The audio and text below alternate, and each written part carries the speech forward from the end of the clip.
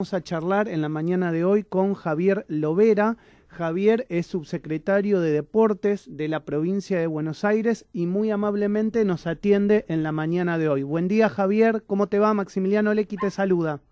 Hola, buen día, ¿cómo están? Bien, gracias por atendernos. Javier, hay una buena noticia en el marco de todo lo que nos está pasando con la pandemia, que se van a dar nuevamente en este año 2021 los Juegos Bonaerenses. Sí, una buena noticia en este contexto siempre suma. El año pasado pudimos hacer una edición virtual de los Juegos Bonaerenses y este año, dada la complejidad que tiene la pandemia y la prolongación en el tiempo, hemos decidido realizar una edición bastante innovadora en el sentido de que arrancamos desde la virtualidad y tenemos un segmento semipresencial y terminamos en la presencialidad, si Dios quiere, ¿no? A fin de año, de acuerdo a la evolución de la situación sanitaria y la situación epidemiológica de la pandemia, vamos a definir que eso se haga o no. Javier, y en base a eso, el año pasado fue un 100% virtual. Este año se prevé que si se puede y las condiciones sanitarias lo dejan, Mar del Plata se puedan jugar las últimas instancias. ¿Esto es así? ¿Es correcto? Sí, tenemos un abanico de opciones. La primera opción siempre es tratar de acercarnos lo más posible a la historia de los Juegos Bonaerenses, a la normalidad, digamos. Siempre se hizo la final en Mar del Plata.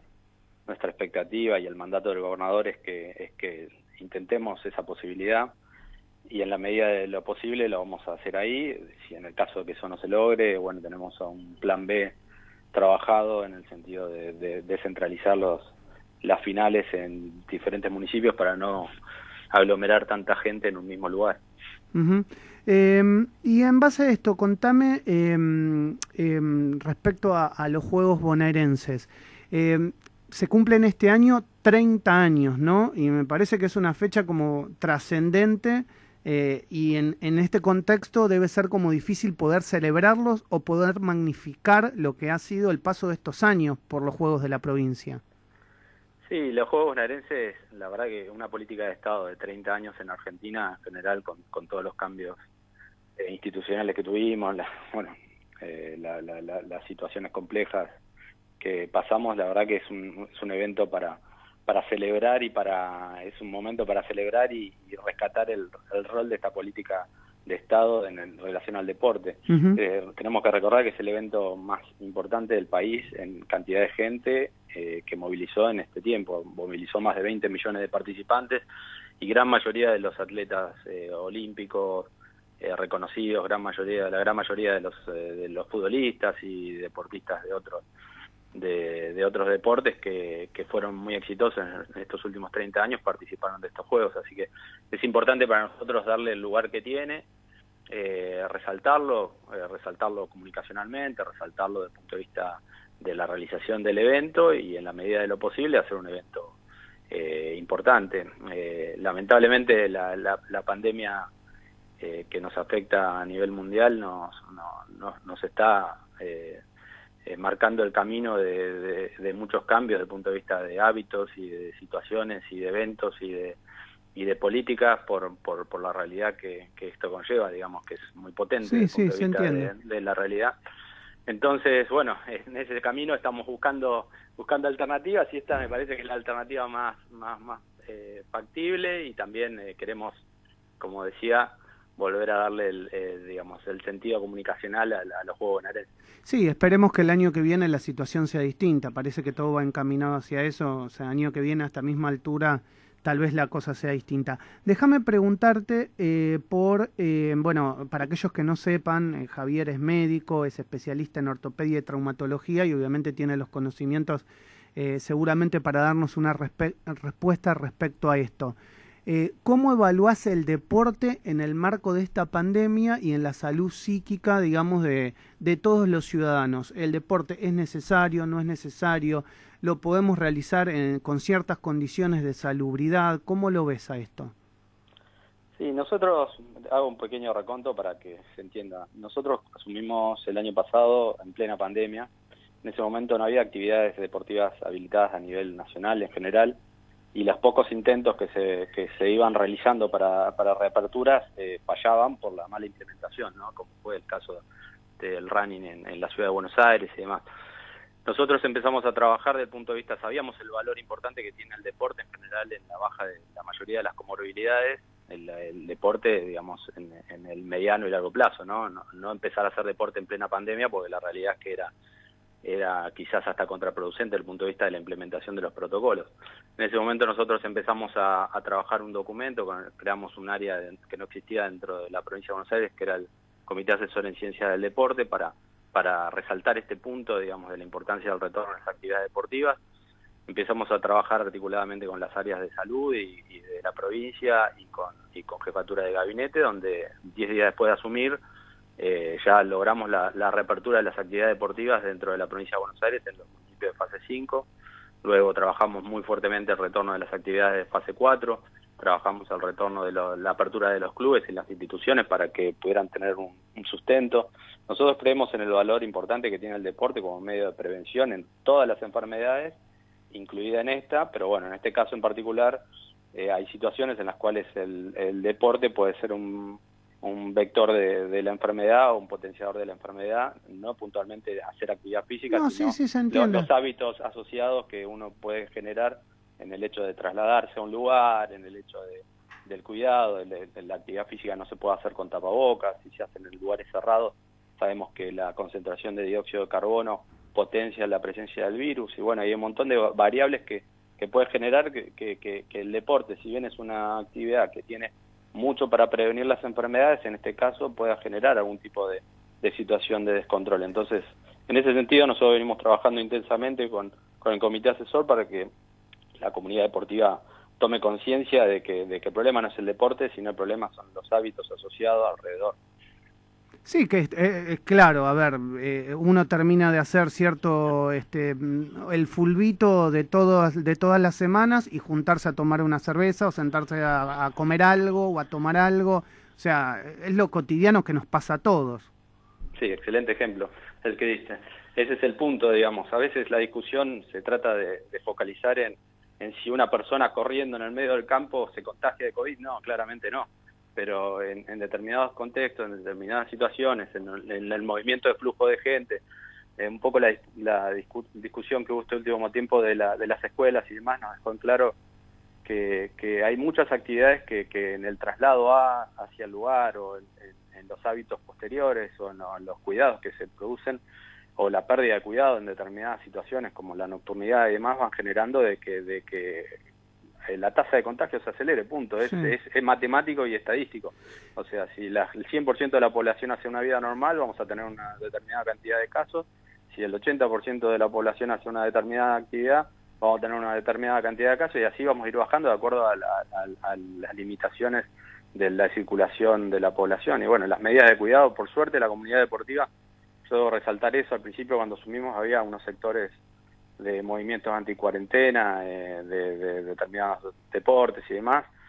Después los empezamos a recibir, empezamos a juntarnos, empezamos a trabajar con todos, nos reunimos con todas las federaciones, desde fútbol hasta la federación de handball, hasta la federación de rugby, hockey, de muchos deportes, y todos empezaron a entender la lógica en la cual nosotros planteamos los parámetros de trabajo. Uh-huh. Y empezaron a acompañar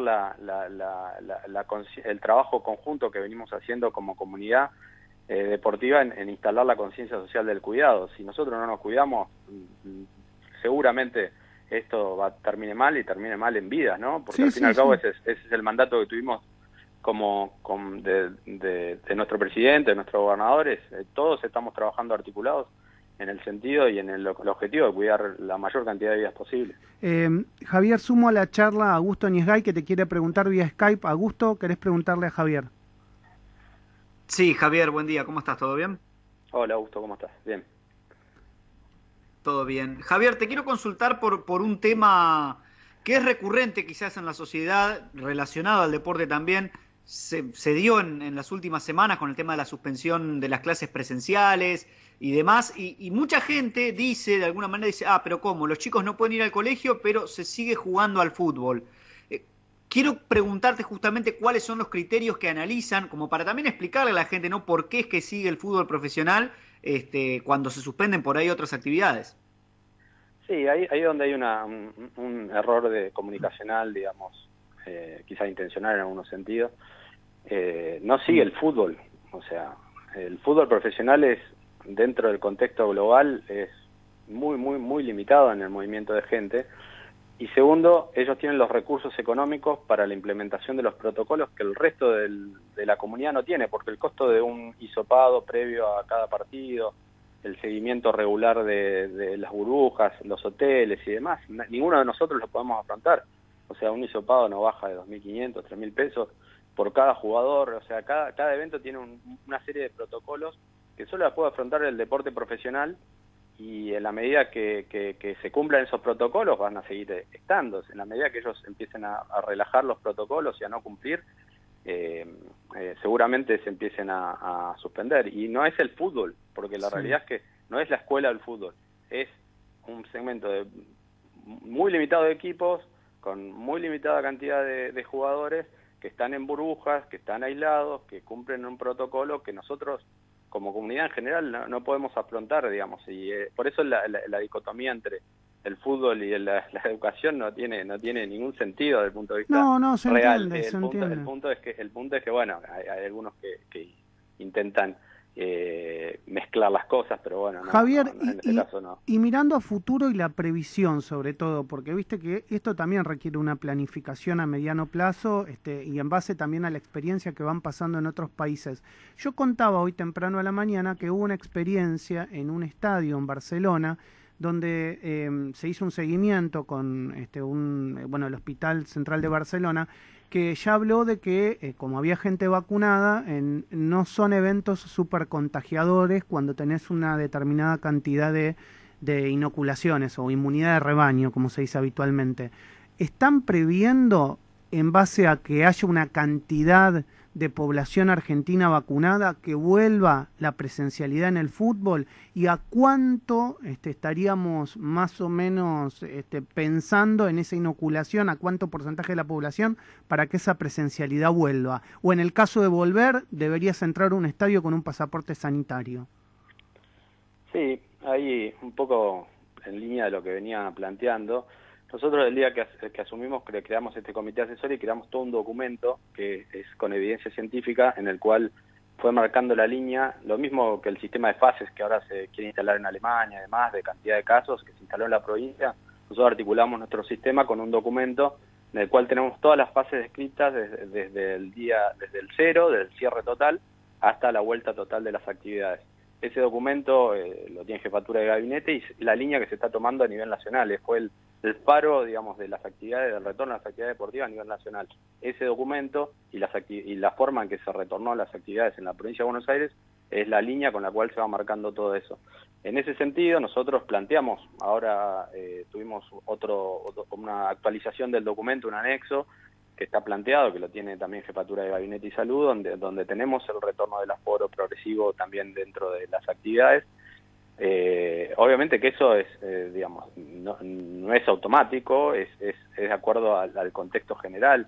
Nosotros tenemos que recordar siempre que estamos entrando al invierno. El invierno es el momento más complejo de la pandemia por un montón de variables, incluidas las enfermedades respiratorias, ya históricamente siempre están. Sí. A eso le sumamos el COVID, a eso le sumamos que entramos en el invierno con casi 30.000 casos, o sea, nada que ver con la situación del año pasado. Entonces, seguramente no sea antes de que termine el invierno, y seguramente también nosotros lo planteamos también en el documento. Yo tuve una charla también con Tapia, el presidente de la Asociación de Fútbol, y le planteé que quizás una primera etapa sería con las personas inmunizadas por la vacunación.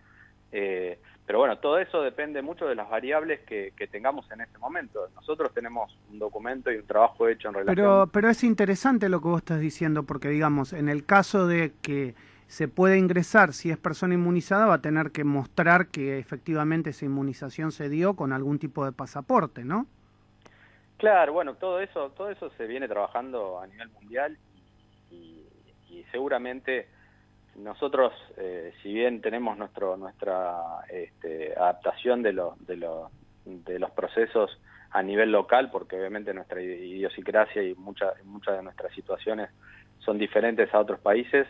En general, eso también, digamos, lo vamos a hacer en relación a lo que se vaya haciendo en el mundo. Sí, o sea, la evidencia científica en esto marca la línea de acción y nosotros en ese sentido venimos trabajando articuladamente, tenemos el espacio más importante a nivel nacional en relación a la evaluación de la evidencia científica en el retorno a las actividades deportivas y lo vamos a plantear. Pero bueno, hoy en este contexto lo importante es pensar en que tenemos que cumplir los protocolos y los parámetros que nos marcó la provincia de Buenos Aires. Tenemos que cuidarnos mucho, la situación está muy compleja, las mutaciones de la pandemia nos pueden llevar a situaciones mucho más complejas de las que vimos el año pasado y tenemos que tener mucho cuidado en relación a lo que puede llegar a venir en el invierno, así que yo insisto siempre que la comunidad deportiva tiene que estar articulada, tiene que respetar los protocolos y si hay que cerrar porque la situación lo amerita, tenemos que hacerlo y no cuestionarlo porque lo importante es salvar vidas. Estamos hablando con Javier Lovera, que es subsecretario de Deportes de la provincia de Buenos Aires, y te hago dos para aprovecharte realmente y después cerramos. La primera tiene que ver con Tokio. Nuestros atletas tienen a disposición la inmunización para poder llegar a Tokio. La inmunización va a ser una cuestión obligatoria para llegar. ¿Qué información tienen respecto a eso? No, eso las recomendaciones, todo el equipo que va a Tokio, bueno, depende del Comité Olímpico Argentino. Sí. Las recomendaciones en general se emanan del CENAR. Nosotros puntualmente podemos dar una opinión, pero no es vinculante en ese sentido. Por lo que tengo entendido, Tokio hace poquito justo hubo una disputa con el tema había sectores de la política argentina que estaban discutiendo el porcentaje de vacunación de Argentina, que supera estamos acercándonos casi al 20% de la población, y Tokio, Japón en general tiene menos del 1% de la población vacunada, o sea, claro. Ellos ya de por sí, toda la estructura que van a tener desde el punto de vista de voluntarios y de asistentes para organizar el evento van a estar muy limitados desde el punto de vista de la vacunación. Y segundo, todavía no, ellos el otro día leyendo un artículo decían que tenían expectativas de vacunar a la población, a los participantes voluntarios y demás, pero la realidad es que los plazos para doble vacunación medio que ya no le dan, entonces y nosotros también si vacunamos a nuestros atletas quizás no logramos la total inmunidad. Eso es una definición que todavía debe tomarse. La prioridad está en las poblaciones de riesgo, o sea, en general tendría que haber sido una línea de acción que debería haberse tomado hace algún tiempo ya para que logre el efecto que se busca y también debería haber sido universal para todos, porque yo siempre insisto en algo que igualitario, ¿no? Porque también claro, los países no tenemos los mismos accesos a la vacuna, está claro. Yo insisto en algo, estos juegos van a ser los juegos más desiguales de la historia. Sí, claro. Sea, lamentablemente porque hay muchos países que hay algún puñado de países que por su poder económico, geopolítico y demás, vacunaron a toda su población y está resuelto, y otros países ni siquiera consiguieron una sola vacuna. Y esos atletas van a tener que ir a competir contra atletas que están entrenando en la normalidad muchos meses antes, y muchos de esos atletas nosotros nos va a pasar, porque nuestros atletas, la mayoría van a estar viajando desde el invierno a Japón, o sea, vamos a estar seguramente con algunas limitaciones mayores en la circulación. Esperemos que puedan seguir entrenando. Bueno, hay un montón de situaciones variables que van a hacer que los juegos sean los más desiguales de la historia, y lamentablemente mucho tiene que ver la política internacional en eso. Sí, ¿no? Comparto plenamente. Y la última que te quiero hacer relacionada con nuestra cercanía, que Argentina iba a organizar o iba a ser sede de la Copa América este año. Hay un rumor fuerte que Argentina se bajaría de la organización, que quedaría solamente Colombia. ¿Tenés algún tipo de información? ¿Esto es así? ¿Está descartado que Argentina no sea sede?